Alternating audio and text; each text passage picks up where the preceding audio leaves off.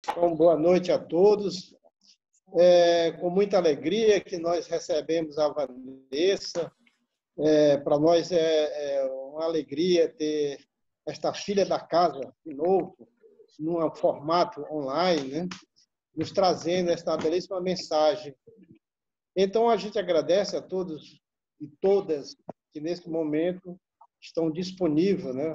A nosso trabalho de quinta-feira, as nossas palestras. Então, nesse momento, a gente vai elevar o pensamento a Deus, agradecer ao nosso Pai, agradecer ao Divino Jesus, agradecer ao mentor espiritual desse trabalho, que possa nos trazer a reflexão do que a Vanessa vai nos trazer, e pedir especialmente pela nossa irmã, Vanessa, que ela seja intuída, que ela possa receber todas as energias necessárias na condução desse trabalho. Assim, amado Jesus, pedimos também pelos irmãos que ainda não chegaram e que possam se conectar, que possam compartilhar conosco desse trabalho. E assim, Jesus, permita que possamos dar por iniciado a nossa doutrinária de hoje. Graças a Deus. Vanessa, a palavra está com você, Vanessa. Obrigada, adoro estar aqui no Filinto, né? Que eu estou me sentindo lá naquela sala do Filinto com vocês. Muito, muito obrigada pelo convite. E realmente hoje a gente vai falar de saúde, de mente, de como é que a nossa mente pode interferir para que a gente tenha mais saúde ou para que a gente adoeça, né? André Luiz, no livro Missionários da Luz, ele fala que a medicina humana será muito diferente no futuro quando a ciência compreender a extensão e a complexidade dos fatores mentais no campo das moléstias do corpo físico. Então, esse livro, Missionários da Luz, é um livro, inclusive, que eu indico demais para quem quer se aprofundar nesse tema, porque fala muito dessa relação corpo-mente, de como a gente consegue melhorar a saúde do nosso corpo através da nossa mente. Lá, 400 anos antes de Cristo, Sócrates já falava que se os médicos falham no tratamento da maioria das doenças é porque tratam o corpo sem tratar da alma. Isso está lá no nosso Evangelho segundo o Espiritismo, na parte da introdução. E Hipócrates, o pai da medicina, que é contemporâneo de Sócrates e que, portanto, ele recebia toda a influência de Sócrates, ele via o homem como ser integral. Para ele não existiam doenças e sim doentes. Não era um órgão que adoecia, e sim a pessoa. Infelizmente, isso, com o passar do tempo, ficou um pouco esquecido. A gente, por muito tempo, permaneceu dentro de um paradigma materialista, né, em que se sobressaía a medicina ortodoxa, em que a enfermidade era como se fosse uma peça quebrada, uma peça variada. E o médico era o consertador dessa máquina, simplesmente assim. Isso era baseado no princípio cartesiano, né? Descartes, ele trazia uma dicotomia entre o corpo e o espírito. Ele via a patologia como um distúrbio anatômico e celular independente da mente, né? A vida era uma manifestação puramente orgânica para ele. E foi ele, com todo esse cartesianismo, que influenciou a medicina por muito tempo. Felizmente, hoje em dia, esse paradigma tem mudado. Até a nossa Organização Mundial de Saúde já compreende a saúde não apenas como uma ausência de enfermidade, mas como um estado completo de bem-estar físico, mental, espiritual e social. Se a gente for fazer uma busca no PubMed é um banco de dados, uma base de dados bem grande, com muitas publicações científicas. Se a gente for fazer uma busca, a gente já consegue encontrar milhares de artigos científicos envolvendo fatores mentais, emoções, espiritualidade e as suas aplicações na saúde. Aqui eu trouxe na foto um exemplo para vocês. Quando a gente coloca mente e corpo, aparecem mais de 9.000 resultados de estudos. Coloca saúde e espiritualidade, mais de 13 mil. Coloca a mente e adoecimento, mais de 3 mil. Então, assim, essa é uma temática que a medicina, felizmente, já se voltou, a ciência já entendeu o quanto a mente influencia na nossa saúde ou na nossa doença. A ciência, na verdade, agora, ela está só comprovando muitas das revelações que, para nós, através do Espiritismo, já vinham sendo antecipadas. Se a gente pode encontrar, na verdade, muitos cientistas, não espíritas, inclusive, verificando nos seus estudos os mesmos resultados. Harold Kenyon, por exemplo, que é um cientista americano, um médico americano, atualmente ele é um dos maiores pesquisadores de medicina e espiritualidade. E ele tem visto nos seus estudos o quanto as emoções e as práticas religiosas influenciam nos sistemas de cura e fisiologia do corpo, né? Estuda a influência da espiritualidade na saúde. Ele tem visto, por exemplo, que religiosidade e meditação estão relacionadas à redução de sintomas depressivos, a mais qualidade de vida, menos perda da memória, menos dor.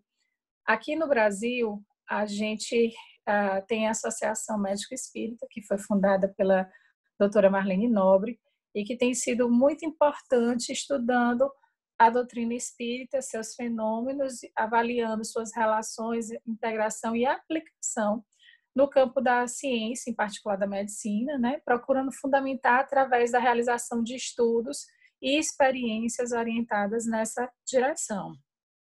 Tem, inclusive, um exemplo que eu sempre gosto de citar, que é o estudo publicado na Neuroendocrinology, que é uma revista de alto impacto no meio médico, uma revista de neurologia, em que médicos pesquisadores da AME Brasil, incluindo o doutor Décio Andoli, que está aí na foto, eles publicaram um estudo mostrando que no livro Missionários da Luz, o mineiro, Chico Xavier, que não tinha nenhum conhecimento, pelo menos não nessa vida, da saúde, né, da área da saúde, publicou um livro que trazia várias notícias, né, uma descrição completa da glândula pineal. Essa glândula que, na época em que foi publicado o estudo, a medicina achava que era uma glândula vestigial, uma glândula que não tinha função, que talvez tivesse perdido a função no decorrer do tempo. E lá no Missionários da Luz estava escrito que era a nossa glândula da vida mental que controlava o nosso sistema endócrino todo. E somente 13 anos depois, a ciência conseguiu isolar a melatonina, que é o hormônio produzido pela glândula pineal, e a partir daí começou a entender a função, a questão do ciclo circadiano, as funções todas relacionadas à glândula pineal. Essa glândula tão importante para a gente, que na verdade é o nosso órgão da mediunidade, né? A nossa pineal. E André Luiz ainda trouxe muitas outras informações valiosas, né? Lá mesmo no Missionários da Luz, ele diz que muito raramente não vão se encontrar as afecções diretamente relacionadas ao nosso psiquismo. Ele diz que todos os órgãos eles estão subordinados à ascendência moral. Então, se é moral, depende das nossas escolhas e de como nós nos conduzimos diante da vida, né? Isso faz a gente refletir sobre a qualidade dos nossos atos, a qualidade dos nossos pensamentos. Tentem aí vocês lembrar de alguma situação em que vocês fizeram algo que não foi bom e que gerou um sentimento de culpa, ou alguma outra situação que vocês se deixaram dominar pela raiva. Vocês conseguem lembrar o que essas emoções desencadearam em vocês? Em curto prazo, alguns de vocês podem ter tido dor de cabeça, dor nas costas, aqueles nós de tensão, falta de apetite, insônia. Outros podem ter gripado ou ter tido qualquer outra infecção, mas todos, invariavelmente todos, sofreram algum tipo de abalo por conta daquelas emoções disfuncionais que sentiram. Então, o caminho que a gente escolhe, ele pode realmente ser bem árido para a gente. E quando eu estou falando de caminho, eu não estou me referindo só às ações que a gente realiza em si, né? Mas antes disso, no que a gente cultiva dentro de nós, no que a gente guarda de ressentimento, de tristeza, de inveja, de mágoa, de culpa, de revolta, tudo aquilo que não nos faz bem, mas que a gente, por teimosia, fica insistindo em cultivar. André Luiz, ele diz que as grandes emoções, elas podem curar o corpo ou aniquilá-lo. Então, veja o tamanho da responsabilidade. Muitas pessoas ainda desconhecem, não se dão conta dessa importância, da relação entre a mente e o corpo para a saúde e para a doença. A nossa mente pode realmente promover a saúde, isso vai desde o efeito placebo, que a pessoa toma uma pílulazinha de farinha, mas acreditando que aquilo ali vai resolver o problema dela e de fato resolve, até a cura inexplicável de doenças graves que para a medicina seriam incuráveis. E isso a gente vê. A gente vê alguns pacientes no consultório que a gente não consegue explicar como é que eles ficaram bem. Porque o prognóstico, o que se imaginava que ia ser a evolução do paciente, seria algo bem sombrio, bem reservado. Então, a verdade é que nós somos médicos de nós mesmos. E muitos dos nossos desequilíbrios é porque a gente ainda não compreendeu essa ideia. Eu costumo dizer no consultório que o médico ele não cura ninguém. Ele aponta um caminho, ele dá um direcionamento e é o próprio paciente, a própria pessoa que percorre pela sua cura, né? Que busca a cura. Emmanuel, ele diz que é na alma que reside a fonte primária de todos os recursos medicamentosos definitivos. Gente, eu vou até repetir. Todos os recursos medicamentosos definitivos. Então, se está lá na alma, está com a gente. Está com a gente esse remédio. A assistência farmacêutica do mundo não pode remover as causas transcendentes do caráter mórbido dos indivíduos. O remédio eficaz está na ação do próprio espírito enfermiço, que é isso que eu estou falando para vocês, que a gente é o médico de nós mesmos, né? Nós somos os médicos de nós mesmos. André Luiz, ele fala a mesma coisa de uma outra forma. Ele diz que da mente se originam forças equilibrantes e restauradoras para os trilhões de células do organismo da gente. Mas quando essa mente está perturbada, ela emite raios magnéticos de alto poder destrutivo para as comunidades celulares que a servem. Então, a gente tem muita responsabilidade em cima daquilo que a gente cultiva, né? Então, como é especificamente que a nossa mente influencia nossas células? Porque, ok, a gente já entendeu que influencia, mas como é que acontece essa influência? Bom, do ponto de vista físico, conforme Einstein já tinha dito para a gente, a matéria é energia vezes a velocidade da luz ao quadrado, certo? Logo, nós somos seres energéticos. Ele trouxe isso para a gente há bastante tempo pela teoria da relatividade. André Luiz também já tinha conceituado de uma mesma forma, dizendo que o corpo físico é luz coagulada. Então, o nosso corpo ele é constituído por células. As nossas células são constituídas por moléculas. As moléculas são constituídas por átomos. E os átomos têm elétrons, essas bolinhas pretinhas pequenininhas que vocês estão vendo aí circulando no átomo. Cada elétron é partícula e é onda, com frequência e comprimento de onda. Desse modo, a gente pode interpretar o nosso corpo como sendo uma usina de força eletromagnética. E a nossa mente que comanda essa usina, através do pensamento, né? Utilizando também o nosso sistema nervoso, ela é capaz de influenciar o estado desses elétrons que a gente viu no nosso átomo. E, consequentemente, se influencia o estado dos elétrons, ela muda o funcionamento das nossas células. Cada célula física é instrumento de determinada vibração mental. Isso está lá em Missionários da Luz também. Então, conforme a vibração que a gente emite, a nossa célula vai servir de instrumento para materializar aquilo, aquelas nossas vibrações.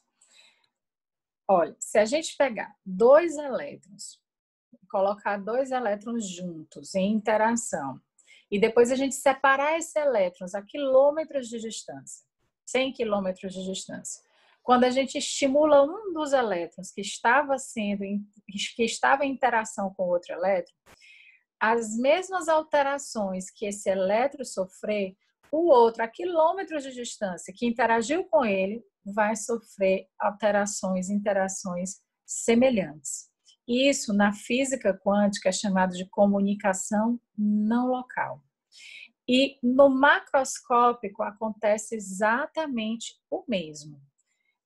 Em 94 foi feito um estudo que eles pegaram pares de indivíduos, né, indivíduos que não se conheciam, e esses indivíduos eram orientados a ficar em meditação, emitindo bons pensamentos, boas vibrações um para o outro, né, por 15 minutos. Aí depois pegaram essas pessoas, esses pares, e separaram. Colocaram numa distância de quase 15 metros em salas blindadas, para fazer mesmo uma blindagem eletromagnética, né, uma gaiola de Faraday. E essas pessoas eram monitorizadas com eletroencefalogramas. E eles depois pegavam uma dessas pessoas, dos pares, e emitiam flashes luminosos. As mesmas alterações eletroencefalográficas que esse que recebeu os flashes apresentava, o outro que tinha estado em interação com ele apresentava as mesmas alterações. Então, para a gente ver o quanto a gente influencia, né? O quanto o nosso pensamento é um raio eletromagnético que chega onde a gente quiser. E quanto a gente está conectado. Outros estudos depois, usando neuroimagem, foram inclusive realizados por pesquisadores diferentes, replicando esses resultados, ou seja, mostrando que não era uma coisa tendenciosa só daquele estudo. Aquilo foi repetido em outros estudos com outros pesquisadores. Então, a nossa corrente mental, ela gera irradiação eletromagnética que se propaga em todas as direções. Isso está no outro livro do André Luiz, que é Mecanismos da Mediunidade. Na prática, estamos todos conectados. Conexões boas ou conexões ruins.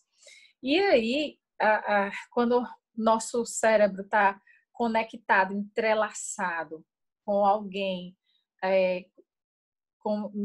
quando a gente está num estado quântico ruim, entrelaçado no cérebro de outra pessoa, com um estado quântico ruim também, o que é que eu estou falando? Quando a gente está com raiva de alguém e alguém com raiva da gente, né? Quando esse estado quântico não é feliz, a gente tem que estabelecer firmemente, através da nossa vontade, em nosso cérebro, um estímulo quântico superior, para que a gente possa colapsar o nosso cérebro, ou seja, mandar um elétron para outra camada, para a gente sair dessa sintonia ruim, que só nos adoece. Estou falando difícil, mas assim, trocando em miúdos, aquela história, quando um não quer, dois não brigam, né? Então, se a gente está só mandando um com raiva do outro, estão sintonizados. Toda a energia ruim que um mandar para o outro vai receber, porque estão sintonizados. Basta que um comece a vibrar diferente. O que é vibrar diferente? Arranjar um estímulo quântico superior. Já vai sair dessa sintonia. E o que é, então, esse estímulo quântico superior? O que é que a gente pode fazer para mudar essa sintonia? Pode ser, por exemplo, a oração, a meditação. Quando a gente entra em prece, a gente abre as portas para a espiritualidade superior agir na gente. E conforme a nossa sinceridade, a nossa boa intenção naquela prece, a gente sabe que a gente pode remover montanhas. Jesus diz: pedi e obtereis. E o que é que a gente obtém? Aquilo que a gente pede, muito bem intencionado, com muita sinceridade. Aquela prece é uma prece que tem um poder sem tamanho. Seja de quem vem a prece. Às vezes a gente fica, reze por mim, porque sua prece é muito forte, tem muito poder. Gente, qualquer um que esteja bem intencionado, que esteja sinceramente querendo aquilo que está pedindo, que é para o bem de todos, de si, vai ser atendido, invariavelmente. Outro estímulo quântico superior é o trabalho no bem. A gente precisa trabalhar no bem. Jesus, depois que ele terminava suas curas, ele não dizia, vá e não peques mais? Então, ele já pregava a nossa reforma íntima.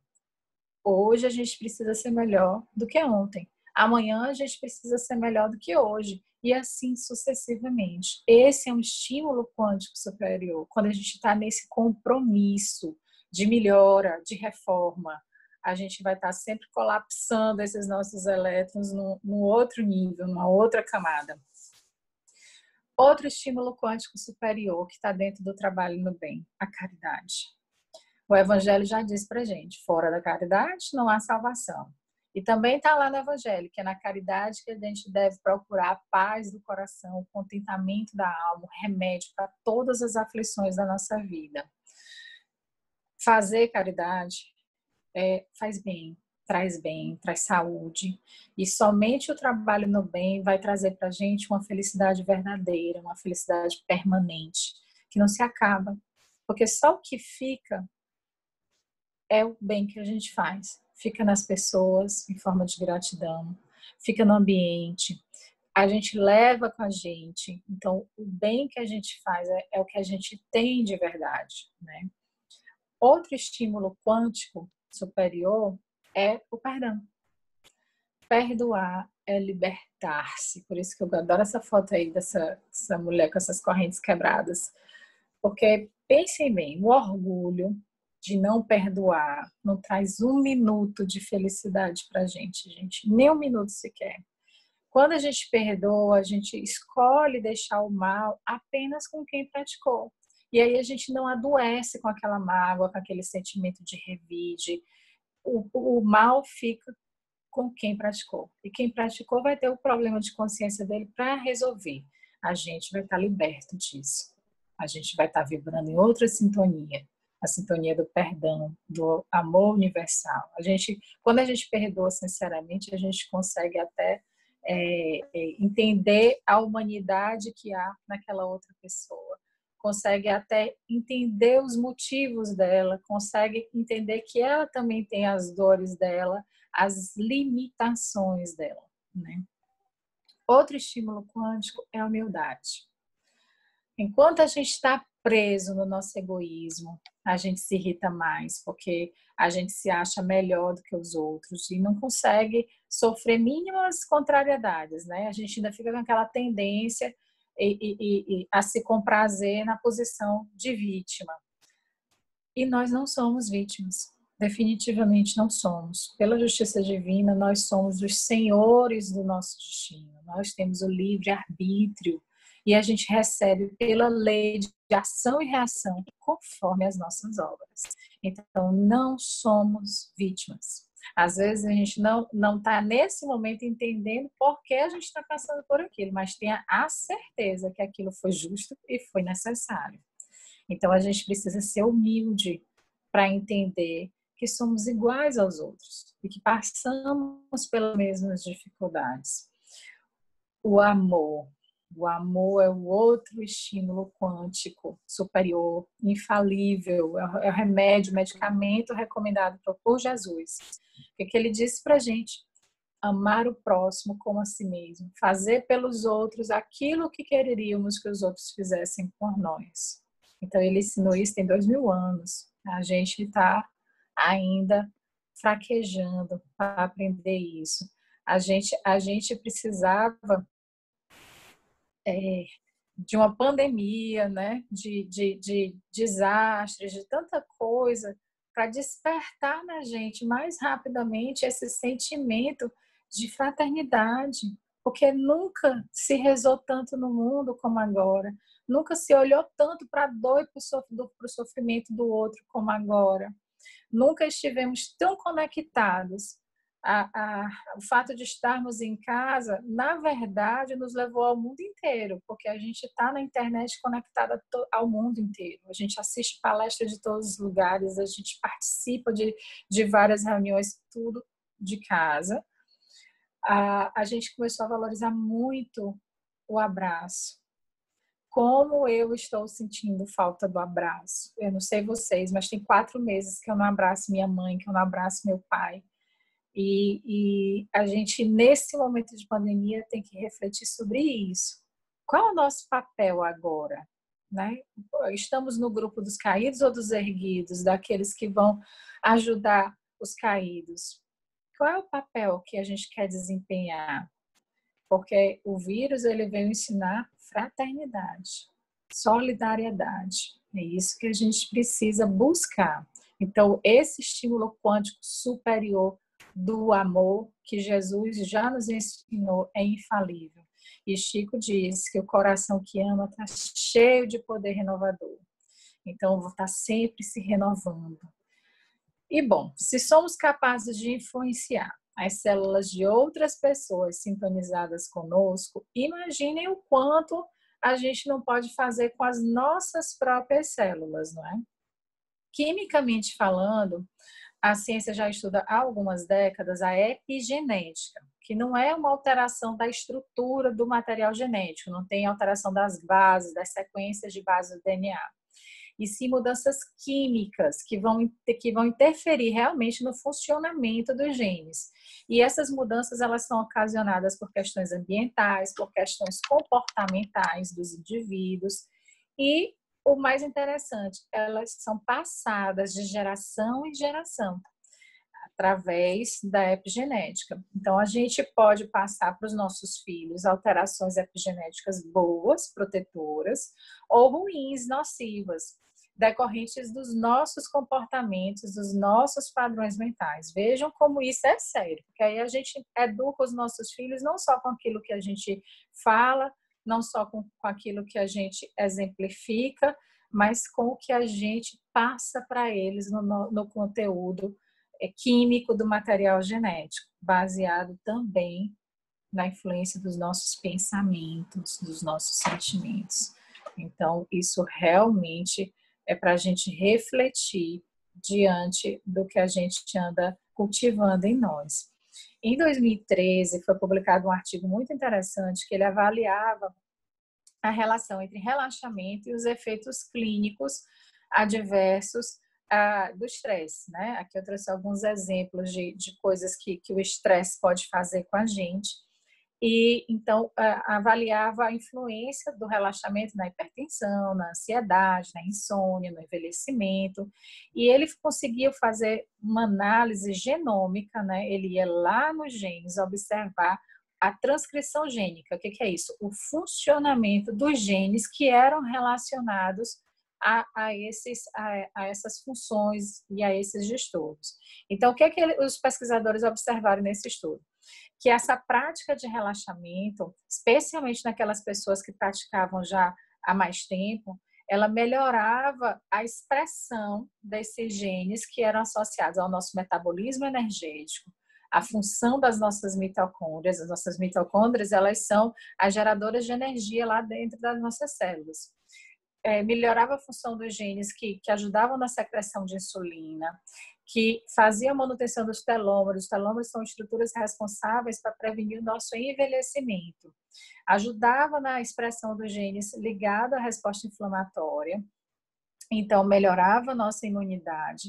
E tudo isso só com práticas de relaxamento. Vocês verem como a gente pode influenciar. Em 2016, tem um outro estudo, que é um estudo de Indiana, lá nos Estados Unidos, e que usou neuroimagem, e aí os pesquisadores viram que a gratidão, ela estimulava áreas específicas do cérebro, que liberavam substâncias que traziam a sensação de bem-estar e que traziam uma melhora no nosso funcionamento diário, né? A gratidão. E realmente a gratidão, ela traz muitos benefícios. A gratidão, ela traz alívio para os nossos sentimentos. Assim, de que forma? Se a gente fosse grato pelos acontecimentos infelizes entendendo que Deus está no comando de tudo e que, portanto, só nos sucede o justo e o necessário, a gente iria encarar as dificuldades como oportunidades. Oportunidades da gente desenvolver inteligência, paciência, da gente ter mais confiança em Deus. Dessa forma, a gente iria se lamentar muito menos. A gente não ia ficar se vitimizando. Porque o problema é que a gente se acha muito especial. Quando a dor é no outro, é normal. Quando é na gente, vem logo aquele, por que eu? Por que isso está acontecendo comigo? Ah, como eu estou sofrendo, né? A gente tem essa tendência de vítima, né? E 5 a gente não minutos, Vanessa. entende. Tá, eu vou parar esse de lado já já. Não, e a gente não entende que tudo, na verdade, é aprendizado. E que são apresentadas para a gente as circunstâncias que são consequentes às nossas obras. Joana já traz para a gente uma analogia linda que chama a atenção da gente, fazendo analogia com a ostra. A ostra entra um carocinho, um grãozinho de areia dentro dela, e a ostra é delicada, é mucosa, aquela grãozinho de areia fere, machuca. E ela diz, a pérola pálida e preciosa é uma defesa do organismo da ostra à agressividade do grão de areia no seu organismo. Silenciosa e continuamente, o animáculo envolve o invasor na exsudação da sua mucosa ferida e abençoa-o com deslumbrante beleza. Então, a ostra pega aquilo que é ruim, aquilo que é difícil e transforma numa pérola. É o que a gente tem que fazer com a vida da gente, transformar os obstáculos, as pedras em degraus para a nossa evolução. Eu vou dar uma pausa para a gente ir para outra sala, não é isso? Josiane? Você vai pausar nesse slide, né? É. Aí a gente